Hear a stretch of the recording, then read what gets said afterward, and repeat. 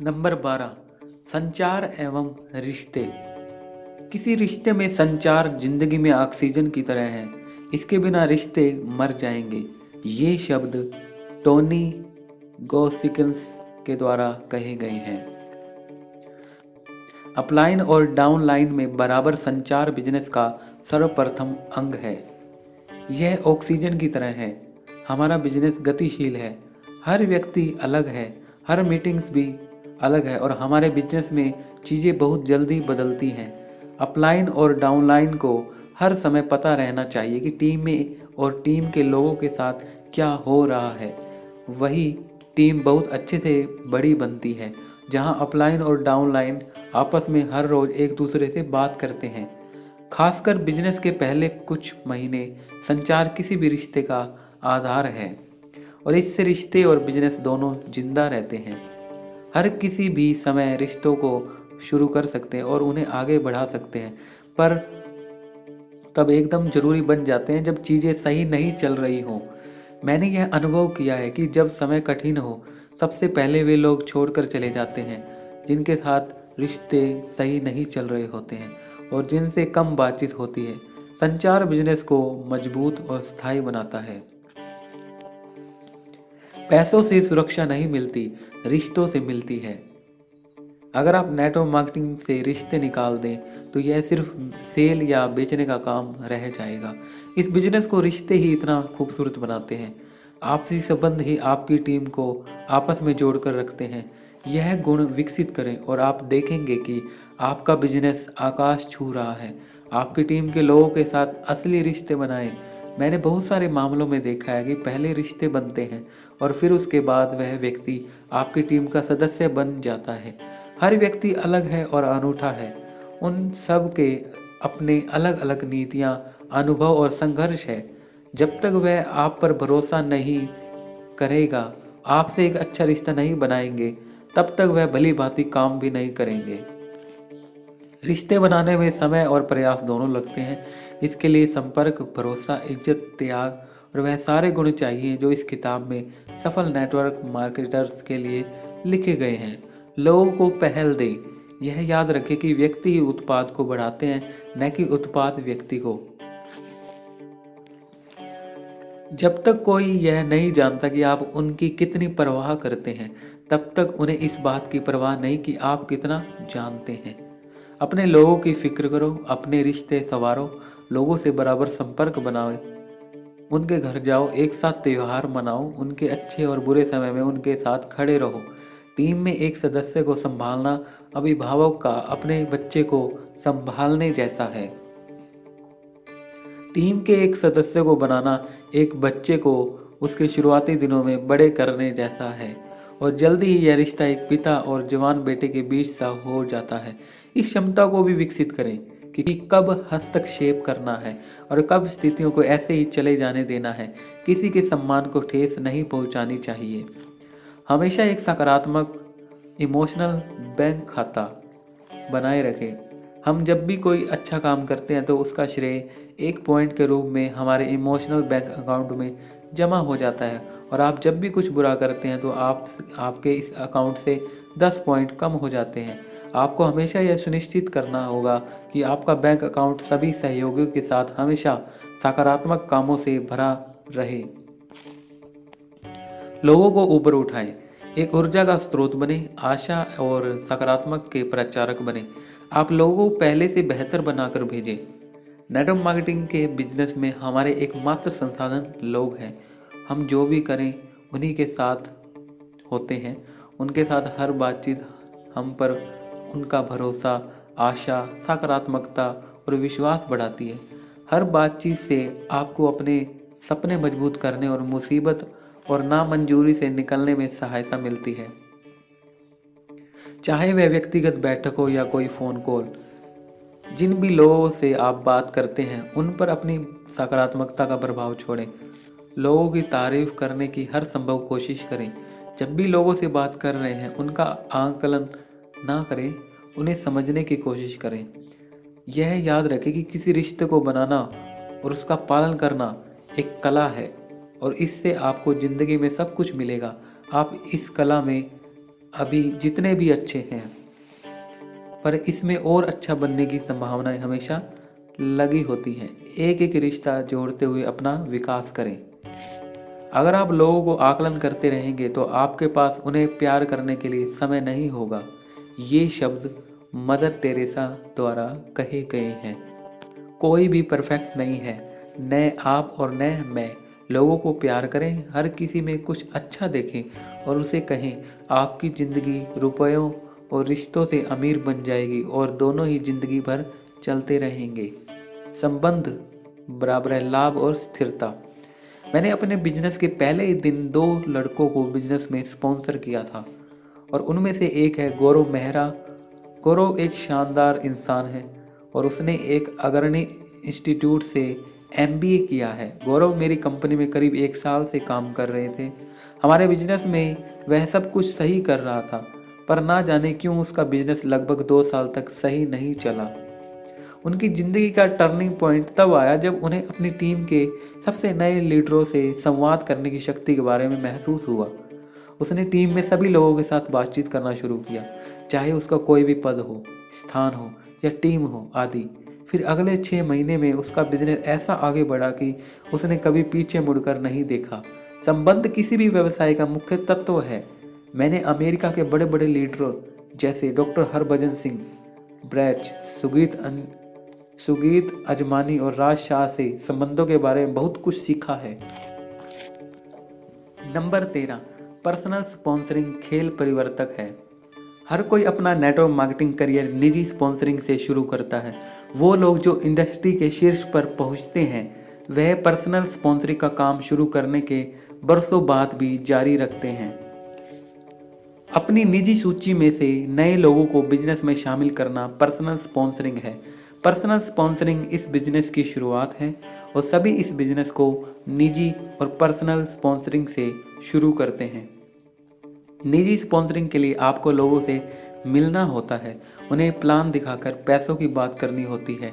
क्योंकि इस बिजनेस में नामंजूरी और उपहास की भी संभावना होती है, इसलिए लोग पहल निजी स्पॉन्सरिंग में झिझकते हैं और जिन लोगों ने पहले यह कर रखा है वह दूसरी बार फिर से नहीं करना चाहते। इसलिए जैसे ही टीम में 2 से 6 लोग हो जाते हैं, अधिकांश डिस्ट्रीब्यूटर्स अपनी टीम संभालने लगते हैं और उन पर पूरी तरह निर्भर हो जाते हैं। यह निर्भरता बहुत ही खतरनाक है, क्योंकि तब आपका बिजनेस 2 से 6 लोगों की मनोदशा पर आश्रित हो जाता है। इससे आप बिजनेस में अपना कंट्रोल खो देते हैं और इससे टीम में गलत संदेश जाता है। जब लोग नेटवर्क मार्केटिंग बिजनेस शुरू करते हैं, पूरी दुनिया उनकी टीम होती है। जब टीम में 4 से 5 लोग हो जाते हैं, यही टीम उनकी दुनिया बन जाती है। अगर आप एक मजबूत और हमेशा बढ़ने वाला बिजनेस स्थापित करना चाहते हैं जो आपको पीढ़ी दर पीढ़ी अच्छी आमदनी देता रहे, तो आपको पर्सनल स्पॉन्सरिंग की आदत बनानी होगी। 1% से भी कम लोग इस कौशल को विकसित कर पाते हैं और वो अपनी कंपनी में शीर्ष स्थान पर पहुंच जाते हैं और बेशुमार इज्जत, आय, मान सम्मान और शानदार जीवन शैली का आनंद लेते हैं। एक बार सोचिए, अगर आप इस कला को सीख गए तो पूरी ज़िंदगी आप इस बिजनेस में शीर्ष पर रहेंगे। पर्सनल स्पॉन्सरिंग के 8 मुख्य फ़ायदे हैं। आइए जानते हैं वो कौन कौन से फ़ायदे हैं। नंबर 1, यह बहुत ही फ़ायदेमंद है। दुनिया भर के सभी नेटवर्क मार्केटिंग प्लान्स में अपनी पर्सनल स्पॉन्सरिंग से ज़्यादा लाभ होता है। अपने द्वारा स्पॉन्सर किए गए सारे नए लोगों को एक योजनाबद्ध तरीके से अपनी टीम में सही फैलाव और डेप्थ गहराई में लगाने से आपको ज़्यादा आय मिलती है और रैंक में इजाफा होता है। नंबर 2, इसमें टीम में काम करने का सही माहौल बनता है। इस बिजनेस में हम अपने कोई अनुयायी नहीं बनाते, हम लीडर बनाते हैं। जब आप किसी को लीडर बनाते हैं तो फिर वहाँ से अपने को थोड़ा दूर कर लीजिए और लीडर को ही अपनी टीम संभालने दीजिए। जब आप पर्सनल स्पॉन्सरिंग नहीं कर रहे होते हैं तो आपके पास करने के लिए बहुत काम नहीं होता है और आप अपने ही लोगों के पीछे पड़े रहते हैं। जब आप पर्सनल स्पॉन्सरिंग कर रहे होते हैं तो आप नई टीम बनाते हैं और अपने पुराने सहयोगियों को थोड़ी आज़ादी देकर उन्हें एक बेहतरीन लीडर के रूप में विकसित होने देते हैं। इसलिए पर्सनल स्पॉन्सरिंग से काम का सही माहौल बनता है और इससे व्यक्ति सही प्रकार के काम करने में व्यस्त रहता है। नंबर 3, आपको अपने बिजनेस में स्थिरता तब मिलती है जब अलग अलग स्थानों से एक ही समय में आपकी कई टीमें एक साथ काम कर रही होती हैं। आपकी पर्सनल स्पॉन्सरिंग एक नई पर्सनल टीम बनाने के लिए सबसे आसान रास्ता है, जिससे आपके बिजनेस में नंबर स्थिरता 4, आती है। यह गति देता है।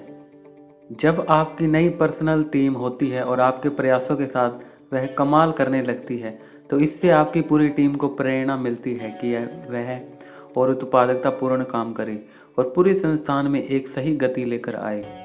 लगातार निजी स्पॉन्सरिंग की संस्कृति से आपके बिजनेस में तीव्रता आने की गारंटी होती है। नंबर 5, मुझे पक्का विश्वास है कि आप अपनी टीम में सर्वश्रेष्ठ होंगे। अगर आप किसी को निजी रूप से स्पॉन्सर कर रहे हैं तो आप उस व्यक्ति को एक कुशल नेता के रूप में विकसित करेंगे, क्योंकि वहां आप उनके रोल मॉडल होंगे और वह सीधे आपकी कॉपी बनना चाहेंगे। अगर आपके निजी व्यक्तित्व का प्रभाव आपके बहुत सारे डिस्ट्रीब्यूटर्स पर पड़ेगा तो इससे आपकी टीम काफ़ी उत्पादक और क्षमतावान होगी। नंबर 6, हर बार जब आप कोई निजी स्पॉन्सरिंग करते हैं तो आप एक बार फिर एक नए डिस्ट्रीब्यूटर की ज़िंदगी को फिर से जीते हैं। इससे आप बिजनेस से बुनियादी तौर पर जुड़े रहेंगे। इससे आपके बिजनेस को जीवन भी मिलेगा। आप जब जब स्टेज पर खड़े होकर फील्ड वर्क से संबंधित बात करोगे, आपकी बातों पर लोगों पर जादुई प्रभाव पड़ेगा। आप इस बिजनेस में किसी भी चीज़ से नहीं डरेंगे और इनसे आप में भी एक नए स्तर का आत्मविश्वास, आशावाद भर जाएगा। नंबर 7, किसी व्यक्ति को कोई चीज़ सिखाने का सबसे अच्छा तरीका है कि उन स्थिति को खुद जीना। जब आप स्वयं निजी स्पॉन्सरिंग करते हैं तो इसका व्यापक प्रभाव पड़ता है, जिससे आपकी टीम के सारे लोग पर्सनल स्पॉन्सरिंग करनी शुरू कर देते हैं। इससे आपकी टीम में सही माहौल तैयार होता है और कुछ हफ्तों या महीनों में आप अपनी टीम के भीतर अविश्वसनीय उन्नति देखेंगे। नंबर 8, हर नया व्यक्ति अपने साथ नई ऊर्जा और नई आशाएं लेकर आता है। तो हमारे साथ जितने नए लोग होंगे उतनी ज़्यादा ऊर्जा और आशाएं साथ में होंगी। आप तभी प्रशिक्षण दे सकते हैं जब आपके पास व्यक्ति हैं और संस्थान में निजी स्पॉन्सरिंग से ही और लोगों को लाया जा सकता है। निजी स्पॉन्सरिंग का संबंध हमारे रवैये और विश्वास से है। अगर आप धीरे धीरे अपने विश्वास को बेचने से बांटने में और फिर बांटने से सेवा में बदलते हैं तो आप स्वयं आश्चर्य में पड़ जाएंगे कि आप क्या क्या कर सकते हैं। अगर आपको पर्सनल स्पॉन्सरिंग मुश्किल लगती है तो विश्वास मानिए सभी को यह मुश्किल ही लगती है, इसलिए अधिकांश लोग इससे दूर ही रहना चाहते हैं। पर टॉप के अचीवर्स इसे फिर भी करते हैं। यह वास्तव में अपने डर पर विजय पाना है और धीरे धीरे यह आदत बन जाती है। अन्य आदतों की तरह निजी स्पॉन्सरिंग भी एक सीखने की कला है। अगर आपने कुछ हफ्तों तक यह कर ली तो यह एक आदत बन जाएगी। अगर आप कम से कम एक नए व्यक्ति की हर हफ्ते या एक पखवाड़े में निजी स्पॉन्सरिंग कर रहे हैं तो इससे बिजनेस में आगे बढ़ने के अनगिनत संभावनाएं बढ़ जाएंगी। वही लोग इस बिजनेस को सबसे पहले छोड़ देते हैं जो निजी स्पॉन्सरिंग नहीं कर पाते। अगर आप या आपकी टीम का कोई भी व्यक्ति इस बिजनेस में स्वयं को रुका हुआ महसूस करता है या बिजनेस धीमा चल रहा है तो निजी स्पॉन्सरिंग को बढ़ा दें। आपका बिजनेस बहुत तेज़ी से वापस उठने लगेगा। यह एक लत की तरह है। एक बार आप यह करने लग जाएं तो इसे रोक नहीं सकते। हमेशा अच्छे लोगों की तलाश में रहा करिए। अगुवाई करने का अर्थ इतनी तेज दौड़ना है कि आप अपने लोगों से काफ़ी आगे रहें। पर्सनल स्पॉन्सरिंग करके अपने बिजनेस को नए मुकाम पर लेकर जाएं। हर 6 महीने में 1 महीने निजी स्पॉन्सरिंग करें, जहां उस महीने 20 से 30 लोगों को स्पॉन्सर करें। फिर बचे 5 महीनों में आप इन्हें सिखाकर अचीवर्स बना सकते हैं और अपने जैसा फिर बचे 5 महीनों में आप इन्हें सिखाकर बना सकते हैं। मेरा विश्वास कीजिए, पर्सनल स्पॉन्सरिंग इस बिजनेस में सबसे सशक्त और उच्चतम लाभ देने वाली प्रक्रिया है। इसे कम से कम 3 साल तक करते रहें और जब तक हो सके इसे चालू रखें। इससे आप अपने बिजनेस के राजा बन जाएंगे। निजी स्पॉन्सरिंग एक मानसिक गेम है। एक समय मेरा बिजनेस स्थिर था। मेरी आय पर्सनल स्पॉन्सरिंग की कमी के कारण नहीं बढ़ रही थी। मैं एक कॉन्फ्रेंस में गया था और वहाँ मुंबई से संकेश वायल नामक एक ऐसे लीडर से मेरी बात हो रही थी जिन्हें मैं बहुत पसंद करता हूँ। उस समय मुझे इस बात का एहसास हुआ कि चूंकि मेरी आय बढ़ नहीं रही है, इसलिए मैं अब तक पर्सनल स्पॉन्सरिंग को एक सज़ा के तौर पर लेता था, पर सच्चाई यह है कि अगर मैं सर्वश्रेष्ठ हूँ और मैं लोगों को अपने साथ काम करने के लिए अवसर नहीं दे रहा हूँ, तो वह किसी और के पास जाने के लिए मजबूर हो जाएंगे जो उन्हें शायद मेरी तरह मदद नहीं कर पाएंगे। इसलिए यह मेरा कर्तव्य है कि मैं उन लोगों को सपोर्ट करूं। मैंने यह महसूस किया कि पर्सनल स्पॉन्सरिंग कोई सज़ा नहीं है, यह लोगों की ज़िंदगी में खुशी और संपन्नता लाने का एक तरीका है। आज मैं निजी स्पॉन्सरिंग का मास्टर हूँ और मैं निरंतर निजी तौर पर लोगों को स्पॉन्सर करता हूँ। हर सप्ताह मैं कम से कम एक नए सहभागी को स्पॉन्सर करता हूँ और उनके साथ काम करता हूँ। मुझे इससे प्यार है और इसमें मुझे बहुत मज़ा आता है। नंबर 14, गहराई निर्माण, डेप्थ बिल्डिंग। किसी इमारत की ऊंचाई उस इमारत की नींव और मजबूती के सीधे आनुपातिक होती है। अगर आप ऊंची और खूबसूरत बिल्डिंग बनाना चाहते हैं तो उसके लिए आपको उसकी एक मजबूत और गहरी नींव रखनी होगी। उसी तरह जब आप एक बड़ा बिजनेस बनाना चाहते हैं जो आपको एक एवं आपके परिवार को तथा आने वाली पीढ़ियों के लिए लगातार और स्थायी और हमेशा बढ़ते रहने वाली आय का स्रोत हो, तो आपको उसका निर्माण मजबूती और गहराई की एक सही नींव के साथ करना होगा। गहराई निर्माण बिजनेस के विकास की एक योजनाबद्ध प्रक्रिया है, जहां हम एक ही लाइन में एक के नीचे बहुत सारे लीडर्स की टीमें तैयार करते हैं, जो एक मजबूत लाइन ऑफ स्पॉन्सरशिप बन जाती है, जिसमें सभी लोग स्वतंत्र होते हुए आपस में जुड़कर काम करते हैं। ये सारे लीडर अपनी अलग अलग टीम को संभालते हैं और साथ में एक दूसरे से जुड़े रहकर एक मजबूत, स्थायी और हमेशा आगे बढ़ने वाला एक संस्थान बनाते हैं। गहराई निर्माण करने का उद्देश्य विभिन्न टीमों को एक दूसरे के नीचे इस प्रकार काम कराना है कि सभी टीम लीडर एक दूसरे से जुड़े रहें और साथ में आपस में काम करें। गहराई निर्माण के 4 प्रमुख फायदे हैं, आइए जानते हैं। स्थायित्व एवं तीव्र गति। आपके काम में उच्चतम स्तर का स्वामित्व या स्थायित्व तब आएगा जब आपके पास बहुत सारी टीम एक दूसरे के नीचे काम कर रही होगी। ये टीमें स्वतंत्रता से काम करते हुए एक दूसरे से जुड़ी हुई संस्थान के रूप में काम करेगी। जब यह सारी टीमें एक साथ काम करना शुरू करती हैं तो आपकी टीम रफ्तार पकड़ लेती है, क्योंकि यह सारी टीमें स्पॉन्सरशिप की एक लाइन में काम करती हैं और एक दूसरे के साथ जुड़ी रहती हैं। अगर कुछ टीमें तेज़ी से काम नहीं भी करती तो वह अन्य टीमों को काम करते देख अपना सर्वोत्तम देने लगती है। मैंने ये देखा है कि हर टीम का अपना अच्छा और बुरा समय दोनों होता है। अगर कोई एक टीम कम काम कर रही है तो आप उन्हें अन्य ग्रुप की तीव्रता के साथ मिलाकर उन्हें फिर से ऊपर ला सकते हैं। अगर आपने पुस्तक में दी गई सलाह के अनुसार सही तरीके से नींव रखी है तो आपके बिजनेस में पूरे साल तीव्रता रहेगी। सुरक्षा और सही प्रतिरूप। चूंकि आपका हर टीम से एक व्यक्तिगत संबंध है और आप दैनिक रूप से उनकी असली सच्चाई भी जानते हैं, इसलिए आप हर टीम के व्यक्तिगत विकास के लिए समय से रहते कार्रवाई कर सकते हैं, जिससे टीम में आपकी पकड़ मजबूत बनी रहती है और बिजनेस सुरक्षित रहता है। चूंकि आप अपनी सारी टीम और उसके सारे बड़े लीडरों को स्वयं देख रहे हैं, आप उन सबको एक क्वालिटी लीडर बना सकते हैं।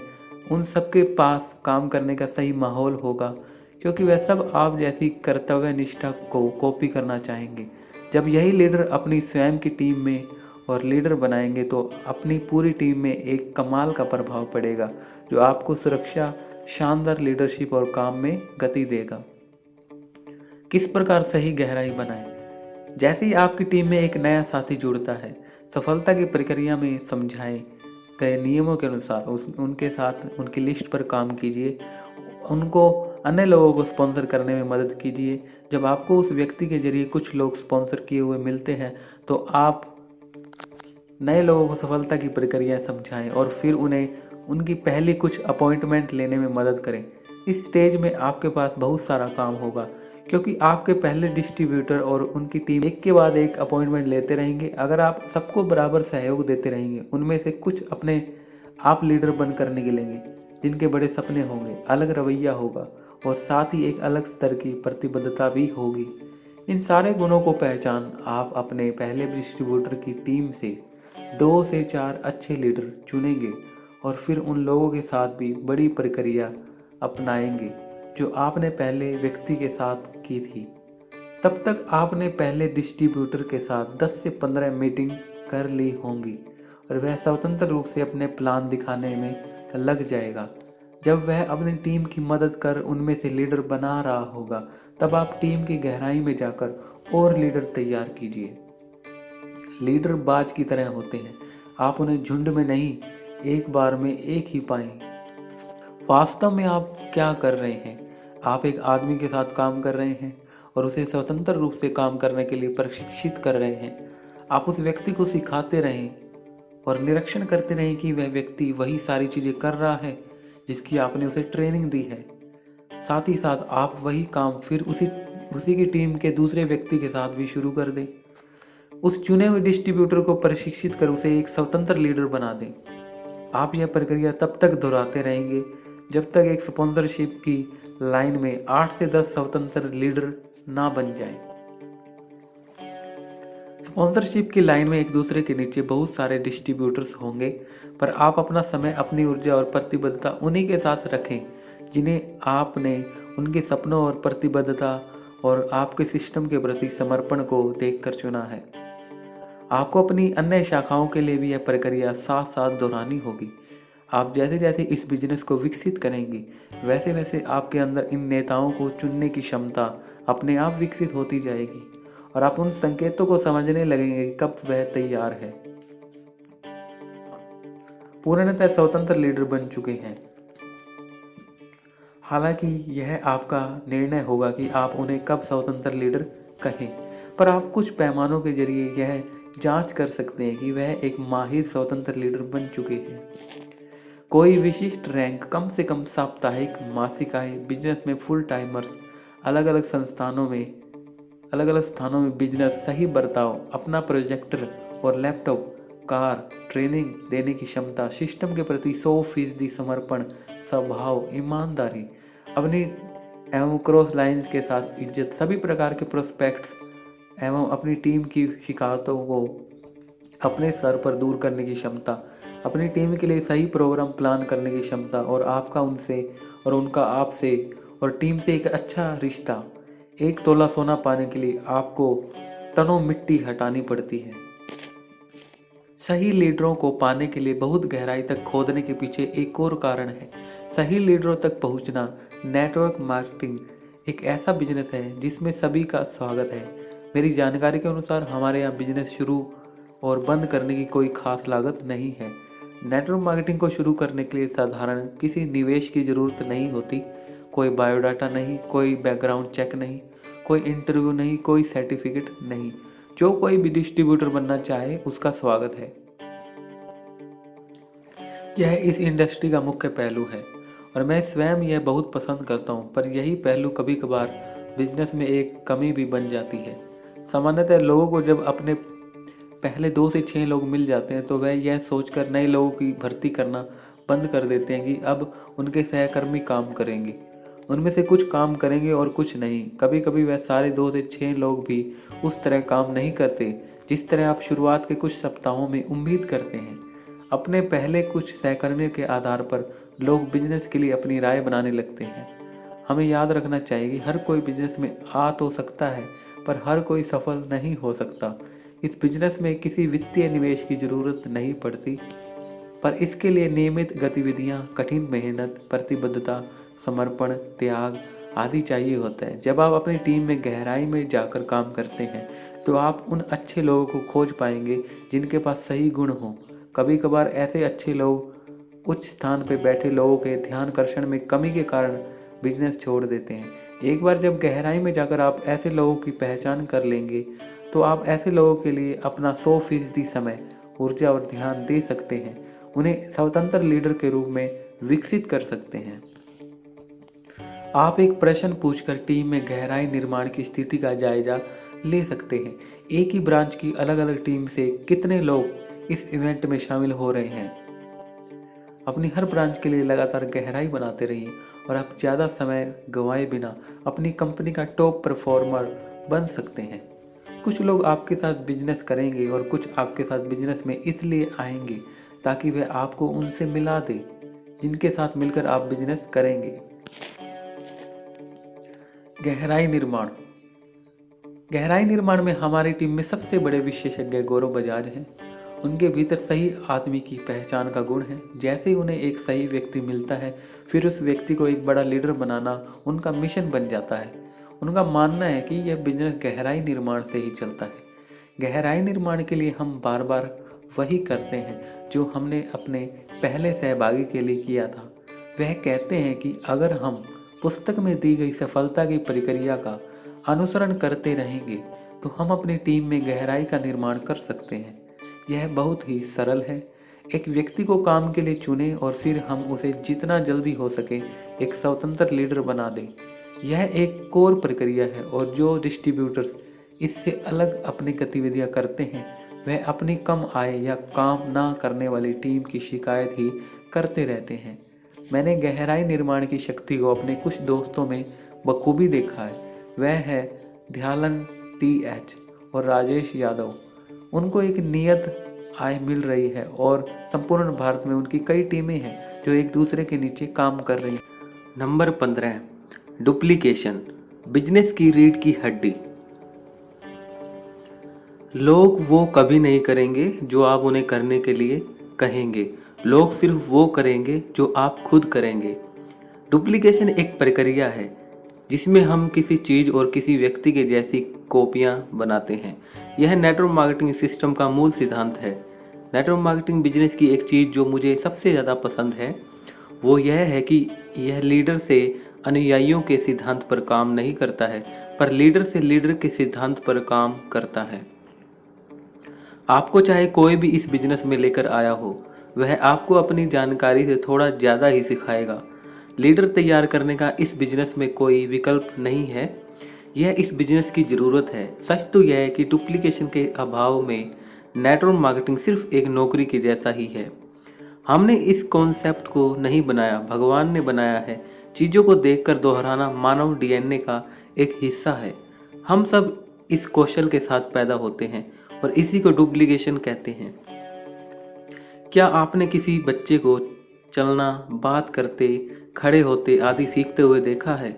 इसके लिए न कोई स्कूल, न कोई भाषा और ना ही कोई किताबें होती हैं, पर बच्चे बहुत आसानी से डुप्लीकेशन के सिद्धांत से सब कुछ खुद ही सीख जाते हैं। बच्चे जब किसी को कुछ भी करते हुए देखते हैं तो वह तभी उनकी कॉपी करने लगते हैं। बच्चे जिज्ञासु होते हैं और वह हर नई चीज़ ट्राई करने की कोशिश करते हैं, और जिस समय कोई कुछ नया करता हुआ दिखता है तो बच्चे का मन कहता है, अरे इसको करने में मज़ा आएगा, चलो इसे करें। यह सीखने का सबसे सरल तरीका है। आप जो भी सीखना चाहते हैं तो कोई अन्य भी व्यक्ति जो इसे सही ढंग से कर रहा है बस उसे कॉपी कर ले और आप कुछ समय में इसमें मास्टर बन जाएंगे। बस यही डुप्लीकेशन है। लोग वैसा ही व्यवहार करेंगे जैसा आप चाहते हैं अगर आप उसी व्यवहार को लंबे समय तक खुद में प्रदर्शित करते रहेंगे। एक नेटवर्क मार्केटिंग लीडर के पास सबसे मजबूत टूल डुप्लीकेशन है। यहाँ तक कि अकेले इस शक्तिशाली टूल के इस्तेमाल से आप सही वातावरण और मनपसंद गति वाली एक शक्तिशाली टीम बना सकते हैं। कोई भी देश हो, संस्थान हो या कोई भी राजनीतिक पार्टी, हर जगह के लोग एक खास तरीके से बर्ताव करते हैं। इसे वहाँ की संस्कृति कहते हैं। अगर कोई एक आदमी एक ही तरह से बर्ताव करता है तो उसे व्यवहार कहते हैं, और जब पूरा संस्थान एक खास तरह से व्यवहार करता है तो उसे कार्य संस्कृति कहते हैं। आप अगर स्मार्ट हैं, सिलसिलेवार ढंग से काम करते हैं, कौशलपूर्ण हैं और खूब मेहनत करते हैं तो आप सिर्फ कुछ हद तक ही कामयाब हो सकते हैं। पर अगर आपके संस्थान में अधिकांश लोग स्मार्ट बन जाते हैं, काम में लगे रहते हैं, कौशलपूर्ण और मेहनत से काम करते हैं, तो वह एक बड़े बिजनेस का स्वरूप ले लेगा। हर संस्थान में लीडर ऐसी ही संस्कृति की कल्पना करते हैं, पर नेटवर्क मार्केटर्स के पास इस ताले की चाबी होती है और उन्हें पता होता है कि कैसे काम का सही कल्चर बनाया जाए। इसी चाबी को डुप्लीकेशन कहते हैं। डुप्लीकेशन प्रतिलिपि बनना बहुत आसान है।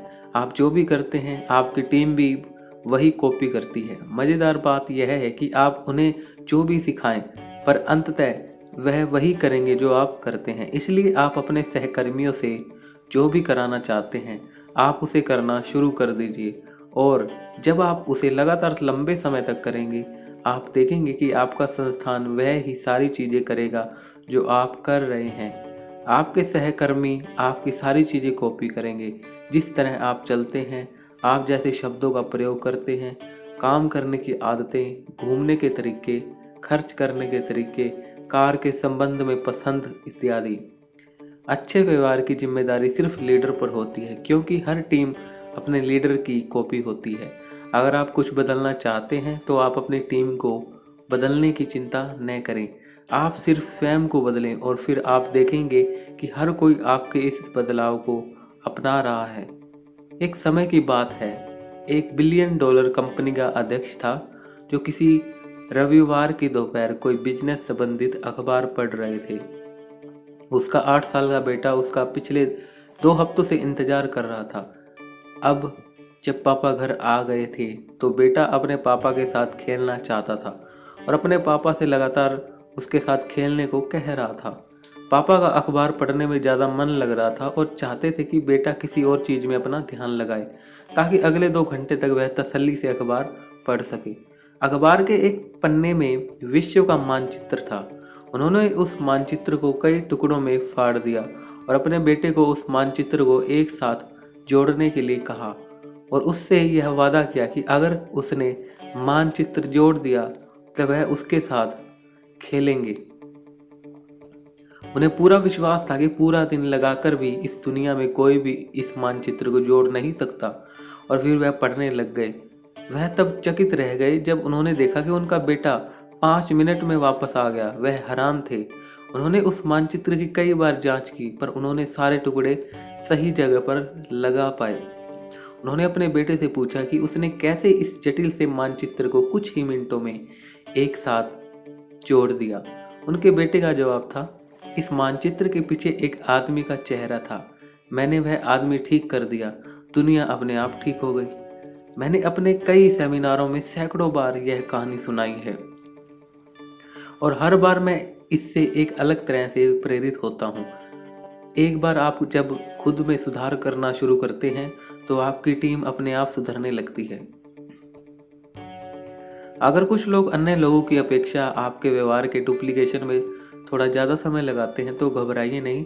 दोहराना कॉपी करने का समानार्थक है और हमारे स्कूल सिस्टम की कार्यप्रणाली में हमें यह सिखाया जाता है कि कॉपी करना गलत बात है। स्कूल में जिसे अनैतिक माना जाता है उसे असली दुनिया में सहयोग कहते हैं।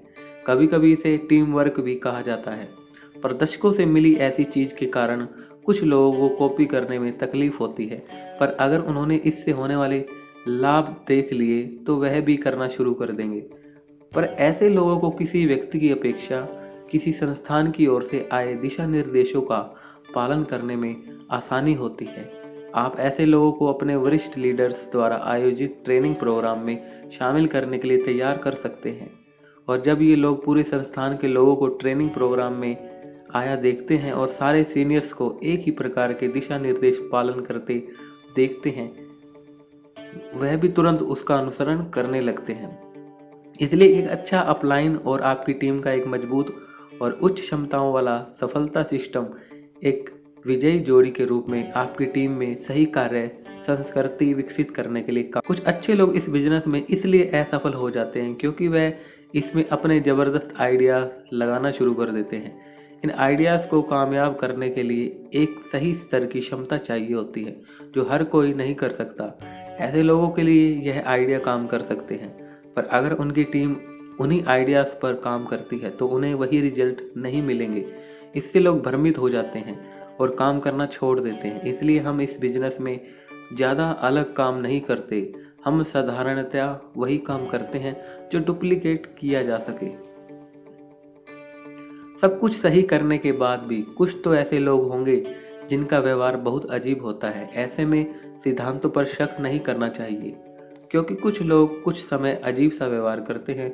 हम लोगों के बीच बिजनेस करते हैं और उनका स्वभाव, रवैया और परिस्थितियां बदलते रहते हैं। अलग अलग प्रकार के लोगों को संभालने की कला सीखें और आगे बढ़ते रहने के साथ यह भी सीखें कि आपके बिजनेस के लिए क्या सही है। अपनी टीम की बड़ी सफलता के लिए कुछ अच्छे आइडियाज़ का डुप्लीकेशन करवाएं, जैसे कि नंबर 1, मैं अपनी टीम का सबसे कठिन परिश्रम करने वाला इंसान हूँ। नंबर 2, मैं अपना पूरा काम अपने संस्थान के सिस्टम के अनुसार ही करता हूँ। नंबर 3, मुझे जो करना चाहिए मैं उससे थोड़ा ज़्यादा ही करता हूँ। नंबर 4, मैं वह नहीं करता जो अच्छा है, मैं वह करता हूँ जो दोहराया जा सके। हमेशा ये याद रखें कि डुप्लीकेशन एक दो-धारी तलवार है। अगर आपकी अच्छी गतिविधियां दोहराई जाएंगी तो गलत गतिविधियां भी दोहराई जाएंगी। यहाँ तक कि आपके अच्छे काम को 25 से 30% लोग ही दोहराएंगे।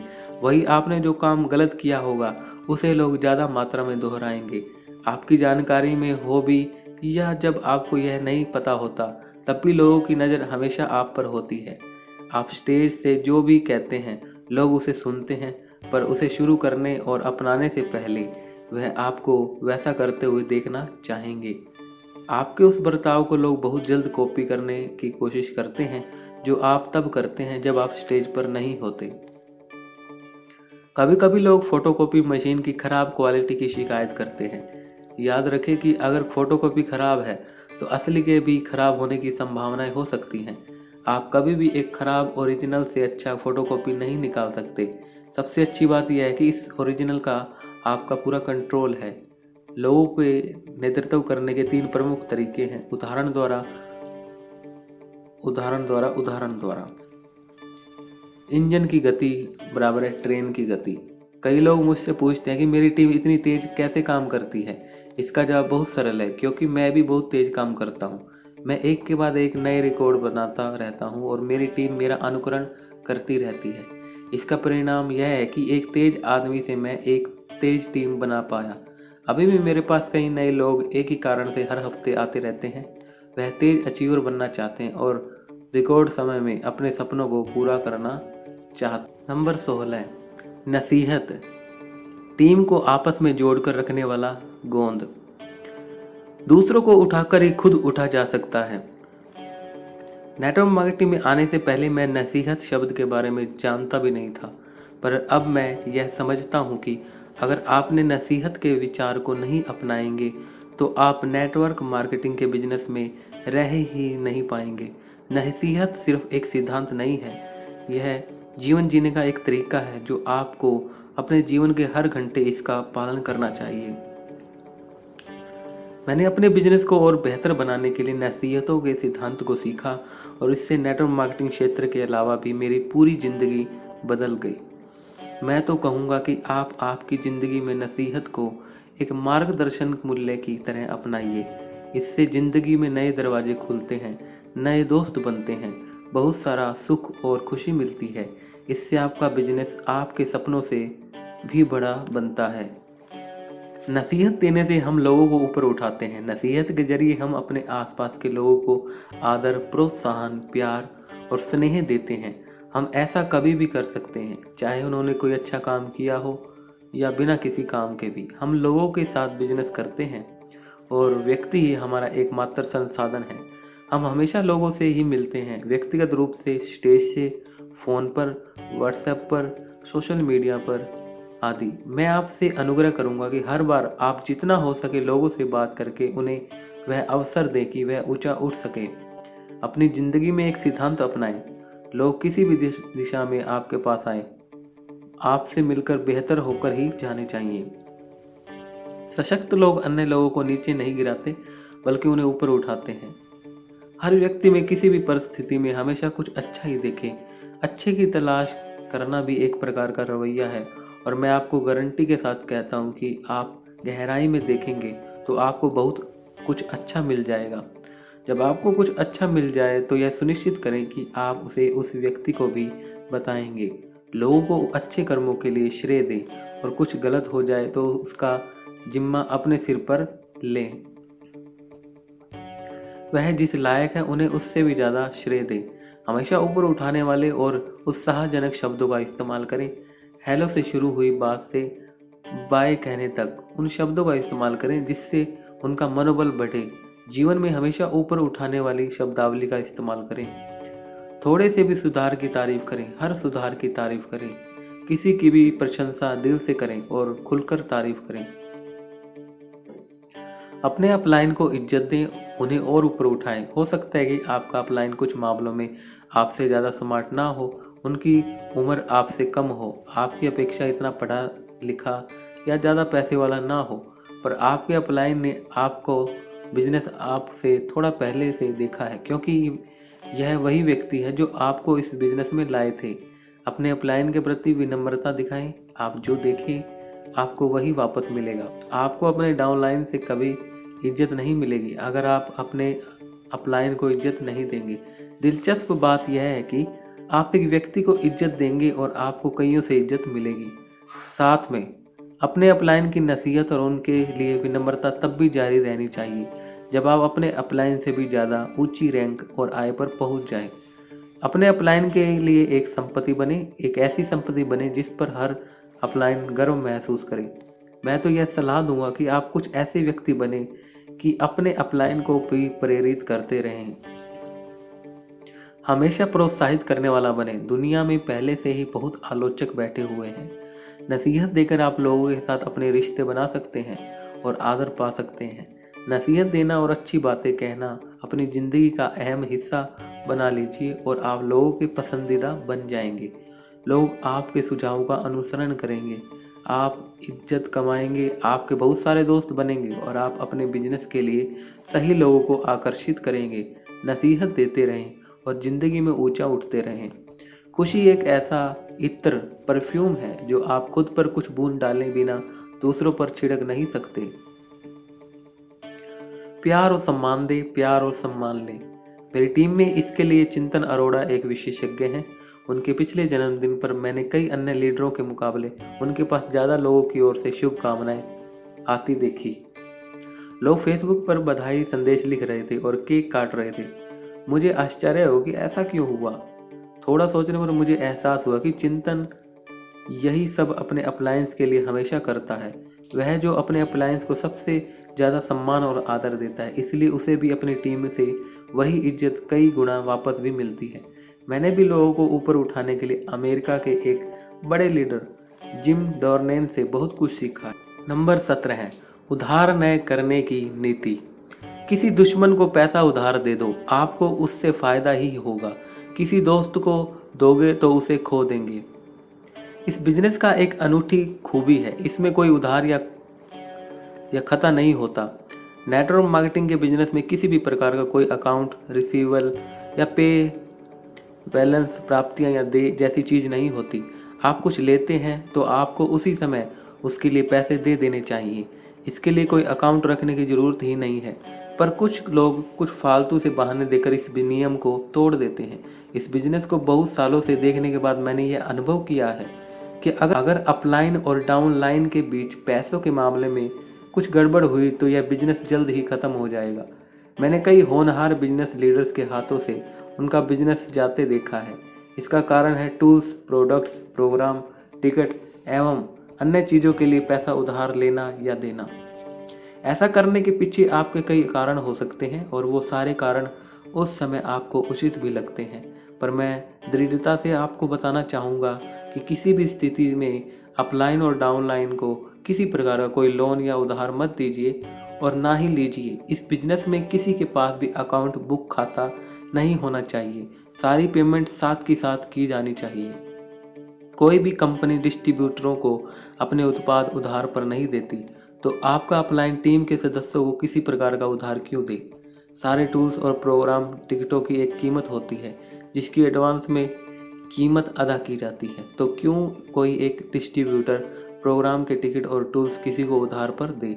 इसकी ज़रूरत क्यों है। सबसे बुरी बात यह है कि जब वह होता है तो लगता है कि यह एक छोटा सा ना बताने लायक या कोई नुकसान नहीं करने वाला काम है, पर थोड़े ही समय में यही काम लोगों के बीच गलत उम्मीदें पैदा करता है और इससे टीम में गलत संस्कृति पनपती है। हम डुप्लीकेशन के बिजनेस में हैं और गलत आदतों को दोहराने की आदत अच्छी आदतों को अपनाने से 10 गुना ज़्यादा जल्दी लगती है। एक बार आपके संस्थान में लोगों ने यह आदत अपना ली तो वह बरसों की कोशिशों से बने पूरे संस्थान को बर्बाद कर देती है। मैं आपको सलाह देना चाहता हूं कि किसी प्रकार के कोई प्रोग्राम, टिकट, उत्पाद, टूल को किसी भी डिस्ट्रीब्यूटरों को उधार मत दो। इससे सबसे बड़ा नुकसान उस बिजनेस को होगा जो वह और उसकी टीम आपके लिए करेंगी। इसलिए सिर्फ एक वित्तीय सिद्धांत पर काम कीजिए। अपलाइन और डाउनलाइन के बीच किसी भी तरह का कोई अकाउंट नहीं, किसी भी तरह से उधार न लीजिए और न दीजिए। कोई भी उत्पाद या इवेंट का टिकट सिर्फ सामने से पैसा लेकर ही दिया जाएगा। जब आप अपने सहकर्मी को पैसा उधार देते हैं तो आप अपना पैसा और सहकर्मी दोनों को खो देते हैं। अगर पैसा उधार दिया तो पैसा लीडर, टीम और भविष्य का सारा बिजनेस खो देंगे। लोग मुझे सबसे तेज लीडर कहते हैं। मैं लोगों पर भरोसा करने में भी सबसे तेज हूँ। यही कारण है कि मैंने टीम के कई सदस्यों को बहुत बार लोन दिया है, खासकर मेरे बिजनेस के शुरुआत के सालों में। हर बार मैंने यह सोचकर लोन दिया कि इससे लोगों की मदद हो जाएगी और मैं उस व्यक्ति को टीम में बचाए रखूंगा। रोचक बात यह रही कि उनमें से अधिकांश लोग बिजनेस छोड़कर चले गए और काफ़ी हानि भी हुई। मेरा पैसा गया, मेरी टीम गई और साथ ही वह बिजनेस भी जो टीम भविष्य में ला सकती थी। इसलिए मैंने बहुत मुश्किलों से यह पाठ सीखा कि अपलाइन से कभी पैसा न लें और अपने डाउनलाइन को भी कभी पैसा उधार ना दें। नंबर 18, बहुतों को स्पॉन्सर करो पर कुछ को ही चुनो। अगर आप सही लोगों को चुनते हैं और उड़ने के लिए उन्हें पंख पसारने का अवसर देते हैं तो आपको उन्हें संभालने की ज़रूरत नहीं है। अगर आप मुझसे पूछेंगे कि मैंने अपने बिजनेस में सबसे बड़ी गलती क्या की जिससे मुझे कई करोड़ों का नुकसान एवं कई महीने, साल बर्बाद हो गए, तो मेरा साधारण सा जवाब होगा, गलत लोगों के साथ लंबे समय तक काम करते रहना। वह ख्याल रहे, मैं लोगों को बुरा नहीं कह रहा हूँ।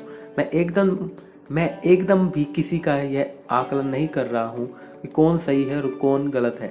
मैं सिर्फ यह चुन रहा हूँ कि मुझे किसके साथ ज़िंदगी का एक भाग बांटना चाहिए और बिजनेस में किसके साथ अपना कीमती समय बिताना चाहिए। मैं ऐसा कहते हुए थोड़ा निष्ठुर लग सकता हूँ, पर यही सच है। कुछ लोगों के सपने या प्रतिबद्धता बड़ी नहीं होती या उनका बर्ताव सही नहीं होता। कुछ अन्य घमंड से भरे होते हैं जो टीम भावना और समर्पण के साथ काम करना ही नहीं चाहते। तो इससे पहले कि मैं यह निर्णय लूँ कि मैं अपनी ज़िंदगी का एक भाग किसी अन्य को देना चाहता हूँ, मुझे वह सुनिश्चित कर लेना चाहिए कि क्या वह इस लायक है। हालांकि आप अनगिनत लोगों को स्पॉन्सर कर सकते हैं, पर आप मुट्ठी भर लोगों के साथ ही काम कर सकते हैं। उन्हें बुद्धिमानी के साथ चुनें। यह बहुत ही दिलचस्प बात है कि इससे पहले कि आप लोगों को चुनें, लोग खुद ही कंपनी छोड़ देते हैं या वह खुद ही यह संकेत दे देते हैं कि वह इसके लिए सही नहीं है। उन दो लोगों के बीच एक खास अंतर होता है जो बिजनेस को एक शौक, रुचि की तरह करते हैं। जब कोई इसे बिजनेस की तरह करता है या कोई पूरे समर्पण या सिर्फ समर्पण का दिखावा करता है। अगर आप अपनी आंखें और कान खुले रखते हैं तो यह अंतर साफ दिखाई देता है कि जो लोग आपके साथ काम शुरू करते हैं उन सबको आपको अपना पूरा सहयोग देना चाहिए। पर धीरे धीरे आप यह गौर करें कि आपको उन लोगों पर अपना समय लगाना चाहिए जो इसके सुपात्र हो या कुछ ऐसे संकेत दिए गए हैं जिससे हम यह पता लगा सकते हैं। जैसे आइए उन संकेतों का अध्ययन करते हैं। उनके कुछ सपने होते हैं, उन सपनों को पूरा करने के लिए वे प्रतिबद्ध होते हैं। वह सीखने के लिए तैयार रहते हैं और टीम के सिस्टम को फॉलो करते हैं। वह अपनी पूरी टीम के साथ सारे इवेंट में शामिल होते हैं। वह सारे नो कोर एक्शन बिना किसी की मदद से खुद कर सकते हैं। वह अपने शब्दों की इज्जत करते हैं, उन्हें पूरा करने के लिए प्रतिबद्ध होते हैं। उन्होंने इस बिजनेस को अपनी प्राथमिकता बना लिया है और इस बिजनेस के लिए समय निकालने के लिए तैयार हैं। वह अस्वीकृति और उपहास के बावजूद अपने सपने के लिए काम करना जारी रखते हैं। अपने सिस्टम और अपने अपलाइन के प्रति 100% समर्पण। अपनी टीम और अपलाइन के साथ अच्छे रिश्ते, अच्छा स्वभाव और किसी के साथ कोई बकाया खाता नहीं। गलत आदमी के साथ काम करना समय खर्च करना है और सही लोगों के साथ काम करना उस समय का वहां निवेश करना है जहां आने वाले सालों और दशकों तक सबसे अच्छे रिटर्न मिलेंगे। तो अब नेटवर्क मार्केटिंग के लिए दुनिया की इस सबसे अच्छी किताब आपके हाथ में आने के बाद आप उन सर्वश्रेष्ठ लोगों को चुन सकते हैं जो तेजी से बिजनेस करेंगे, ज़रूरत है कि आप उन लोगों के संकेतों को पढ़ सकें, और इस कौशल को विकसित करना सही भी है, क्योंकि इससे आपकी कई महीनों और सालों की कड़ी मेहनत और बहुत सारे पैसे बचेंगे। मैंने कई लोगों को बिजनेस छोड़ते देखा है, पर उनमें से अधिकांश मामलों में कई हफ्ते पहले ही इसके संकेत मिलने लगते हैं। लोग कुछ भी बोलें, पर उनके काम से उनके असली इरादों का पता चल जाता है। आपके साथ उनकी बातचीत और अन्य लोग भी उनके बारे में आपको बता देंगे। आपको उन संकेतों को समझना चाहिए और उन्हें सही सलाह और सही इवेंट में लेकर जाना चाहिए। अगर आप अपने समय की इज्जत नहीं करेंगे तो कोई और भी नहीं करेगा। दूसरों को अपना समय और टैलेंट मुफ्त में देना बंद कीजिए। टीम के सदस्यों की प्रगति की समीक्षा करते समय अपने टीम के सदस्यों की हर संभव मदद करें, पर याद रखें कि बड़ा सुधार सिर्फ प्रोग्राम में ही होता है। यह सुनिश्चित करें कि हर कोई प्रोग्राम में शामिल हो। नेटवर्क मार्केटिंग इवेंट्स बहुत ही प्रभावी है। वह विश्वास और आत्मविश्वास दोनों बढ़ाते हैं। हर सफल लीडर की जिंदगी में एक ऐसा प्रोग्राम होता है जिससे हमेशा के लिए उसके लिए चीज़ें बदल जाती हैं। इवेंट में सबसे मिलिए और उन लोगों की मदद कीजिए जो अपना काम सही कर रहे हैं। सभी को प्रोत्साहित कीजिए, पर अपना निजी ध्यान उन्हें दीजिए जो आपको अपने काम और प्रतिबद्धता से सही देते हैं। जब आप कुछ चुने हुए लीडरों के साथ काम करते हैं तो नए लीडरों की खोज में अपने कान और आंखें खुले रखें। आप जितने लीडरों को खुद से सिखाएंगे, आपका संस्थान उतना ही बेहतर बनेगा। एक साथ कई लीडरों के साथ काम कीजिए, पर अपना समय विवेकपूर्ण तरीके से बांटिए। अपनी टीम को समय की कीमत पहचानने के लिए सिखाइए। उन्हें यह साबित करने के लिए प्रशिक्षित करें कि वह आपके समय के लायक हैं। जब आप सही लोगों की खोज में हैं तो याद रखें कि आप एक चुंबक हैं। अच्छे लोग सिर्फ अच्छे लोगों की ओर आकर्षित होते हैं। इसलिए अपनी निजी बढ़त के लिए लगातार काम करते रहिए और अच्छे से सर्वोत्तम बन जाइए। अच्छे लीडर आपकी ओर खींचे चले आएंगे। चील की नज़र विकसित करें और खुद के लिए हीरा खोजें। इस यात्रा को आप अपनी पूरी जिंदगी में याद रखेंगे। हम इस बिजनेस में जो कुछ भी करते हैं वह उन गिने चुने लोगों तक पहुंचने के लिए करते हैं जो उनके जीवन और इस बिजनेस की अच्छी जिम्मेदारी उठा सकें। एक महान टीम बनाने के लिए सर्वोत्तम विचार पाने के लिए मेरे सोशल मीडिया चैनल से जुड़े रहें। सफलता एक सोची समझी अस्वीकृति है। मेरी अपलाइन मुबीन मोहम्मद का कहना है कि किसी व्यक्ति को चुनने से पहले 1000 बार सोचें, पर एक बार जब आपने उस व्यक्ति को चुन लिया फिर उसे सफल बनाने के लिए सब कुछ कीजिए। उन्होंने इसी सिद्धांत के दम पर इतना बड़ा संस्थान खड़ा किया कि उन्हीं से सीखकर मैंने भी इसी गुण को विकसित किया। और जब भी कोई ऊंचे सपने देखने वाला व्यक्ति मेरे पास आया है और वह मेरे सिस्टम को 100% पूरा प्रतिबद्धता के साथ मानता है, तो मैंने हर उस व्यक्ति को कुछ। नंबर 19, सकारात्मक एवं सशक्त आत्म छवि। हमारी दृढ़ता से बनी आत्म छवि ही दरअसल निर्धारित करती है कि हम क्या बनेंगे। 3 मजदूर एक साथ एक कंस्ट्रक्शन साइट पर काम कर रहे थे, तो किसी ने उनसे पूछा, आप क्या कर रहे हैं? पहले मजदूर ने जवाब दिया कि उसके पास कोई काम नहीं था और उसे यही पहली जॉब मिली, तो उसने यही काम करना शुरू कर दिया। दूसरे मजदूर ने कहा, मैं एक कंस्ट्रक्शन कंपनी में काम करता हूं और मैं अपने जॉब और अपनी कंपनी के प्रति अपना कर्तव्य निभा रहा हूं। तीसरे मजदूर ने कहा, मैं एक राष्ट्रीय स्मारक बना रहा हूं। वे तीनों एक ही तरह की जॉब कर रहे थे, पर अंतर उस बात में था कि वे अपने काम को कैसे देखते थे। क्या आपको पता है कि उन तीनों में से कौन सबसे अच्छा काम कर रहा होगा? किसे उस काम से सबसे ज़्यादा मज़े, रिकॉर्ड और संतुष्टि मिल रही होगी? असल में यह आपका काम नहीं बल्कि काम के प्रति आपका रवैया ही है जो आपके भीतर मज़ा, संतोष और उत्कृष्टता लाता है। आप अपने काम को कैसे देखते हैं, उसी से आपकी प्रेरणा का स्तर और आपकी काम की करने की गुणवत्ता घंटे निर्धारित होते हैं। फिर इसी से आपके रिजल्ट और रिवार्ड निर्धारित होते हैं। अगर आपके भीतर आत्मविश्वास नहीं है तो आप जिंदगी की दौड़ में 2 बार हार जाएंगे। आप स्वयं के बारे में क्या सोचते हैं? आपका काम, किसी काम के प्रति आपकी भूमिका, आप उसमें क्या खास कर रहे हैं, यह सारी चीज़ें मिलकर आत्म छवि बनाती है। लोग आपके एवं आपके बिजनेस के बारे में क्या सोचते हैं यह जरूरी नहीं है। जरूरी यह है कि आप अपने बिजनेस के बारे में स्वयं क्या सोचते हैं। अलग अलग प्रकार के लोग हैं, उनके अनुभव और विचार भी अलग अलग हैं।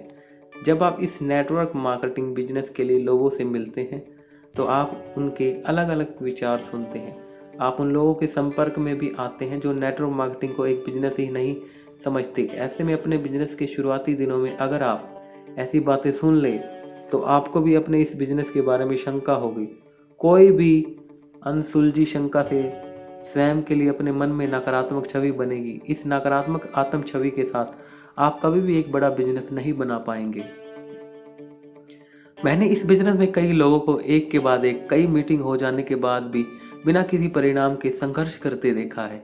ऐसे अधिकांश मामलों में समस्या किसी उत्पाद में, बिजनेस से संबंधित जानकारी या तकनीक में नहीं, बल्कि आपकी खुद की छवि में। कृपया इस बात को समझें, आपका बिजनेस आपकी जानकारी और कौशल के अलावा आपकी खुद की छवि और रवैये पर निर्भर करती है।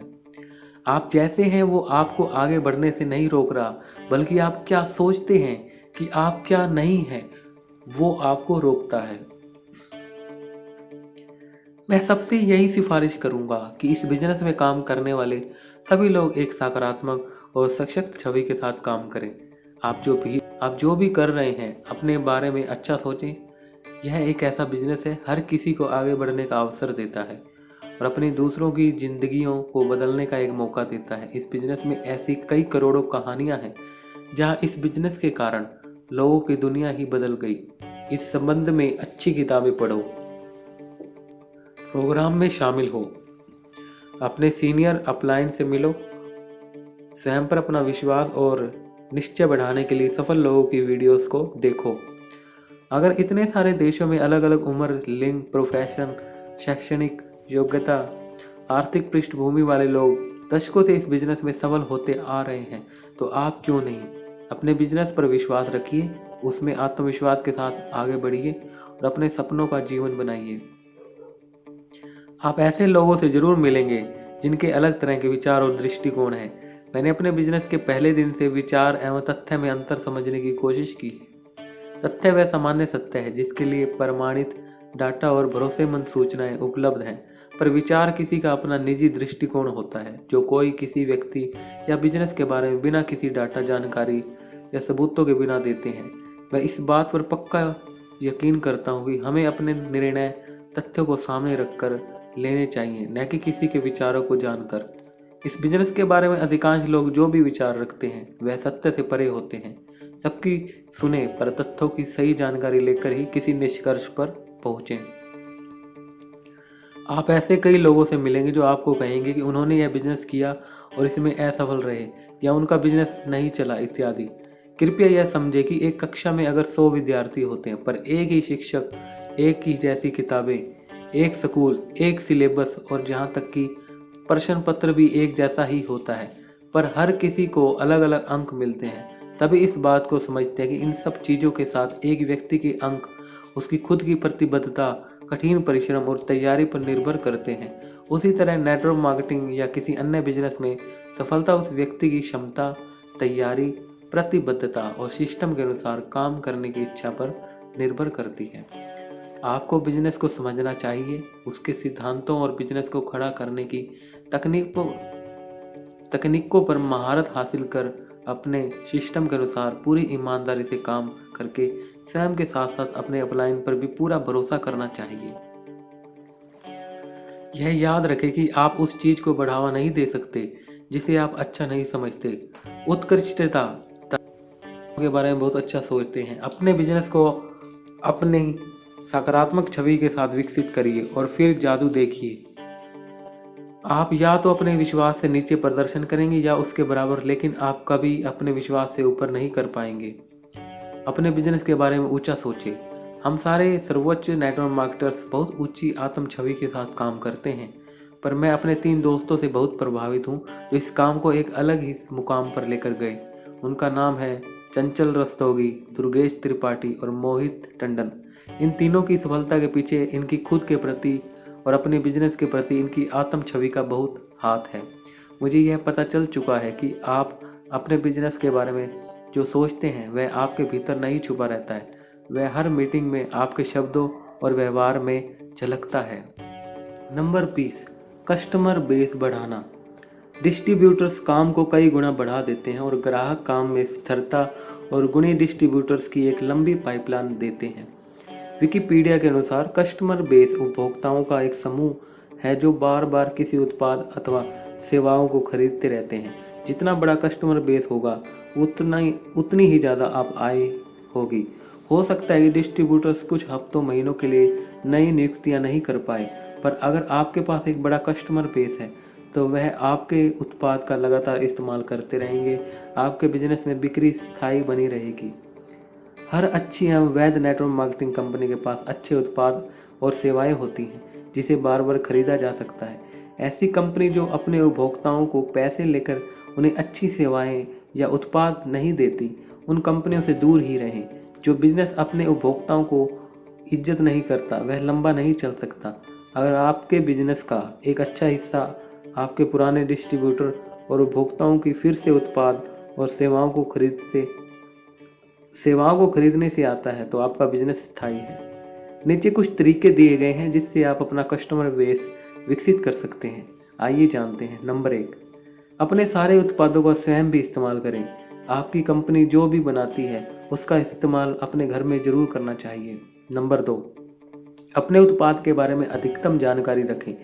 अपने उत्पाद के लिए जितनी ज़्यादा जानकारी होगी उतनी ही ज़्यादा आत्मविश्वास होगा। नंबर 3, उत्पाद के बारे में हर संभव मौके पर बात करें, लेकिन एक आतुर सेल्स पर्सन बनकर नहीं बल्कि एक संतुष्ट उपभोक्ता बनकर। नंबर 4, जब भी आप अपने उपभोक्ता को कोई नया उत्पाद दे रहे हो तो उसे उस संबंध में सारी जरूरी जानकारियां दें और इस संबंध में ब्रोशर, वीडियो, संतुष्ट ग्राहकों के नाम भी दें। उत्पाद के बारे में जानकारी से उनका उत्पाद में विश्वास बढ़ेगा और वह जब भी उस उत्पाद का इस्तेमाल करेंगे तो उन्हें जादुई परिणाम मिलेंगे। कुछ उत्पादों को कुछ हफ्तों या महीनों तक एक कोर्स के रूप में लिया जाना चाहिए। इसका संपूर्ण कोर्स ही दें। अगर उपभोक्ताओं ने कोर्स पूरा नहीं किया तो उन्हें इसके परिणाम नहीं मिलेंगे। वह इसके लिए आपको या आपके उत्पाद को जिम्मेदार मानेंगे। नंबर 6, कभी भी ओवर कमिट न करें। वह गारंटी न दें जिसे आप बाद में पूरा नहीं कर सकते। उपभोक्ता सब कुछ जानते हैं, वह सिर्फ आपकी परीक्षा लेते हैं। नंबर 7, अपने उपभोक्ताओं को सर्वश्रेष्ठ सेवाएं दें। उन्हें अगले ऑर्डर के लिए याद दिलाएं, उनसे फीडबैक मांगें और समय पर डिलीवरी दें इत्यादि। नंबर 8, अगर आपको अपने उत्पाद के बारे में कोई सकारात्मक फीडबैक नहीं मिलता है तो आप अपने उन ग्राहकों को निजी तौर से मिलें। यही वह समय है जब आप हमेशा के लिए अपने उपभोक्ताओं का दिल जीत सकते हैं। अगर वह दूसरे शहर में है तो किसी को उनके वहां भेजने का बंदोबस्त करें या वीडियो कॉल करें। नंबर 9, आप अपने ग्राहक से हमेशा संपर्क बनाए रखें, चाहे ग्राहक उस समय आपसे उत्पाद ले रहे हो अथवा नहीं। नंबर 10, आपको जब भी किसी उत्पाद के लिए अच्छी प्रतिक्रिया, टेस्टिमनी मिले तो उसे यथासंभव सभी ग्रुपों और प्रोग्राम में शेयर करें। यह एक बहुत अच्छा अभ्यास है। आपके संतुष्ट ग्राहक आपके बारे में बात करते रहना चाहिए। नंबर 11, अपने मौजूदा उपभोक्ताओं से अन्य लोगों का रेफरेंस लें। आपको यह देखकर आश्चर्य होगा कि अपने मौजूदा उपभोक्ताओं के रेफरेंस से आपकी बिक्री में कितना इजाफा हो सकता है। नंबर 12, जो मौजूदा उपभोक्ता आपको रेफरेंस देते हैं उसके बदले आप उन्हें मुफ्त में कुछ उपहार या उन्हें कुछ उत्पाद मुफ्त में दे सकते हैं।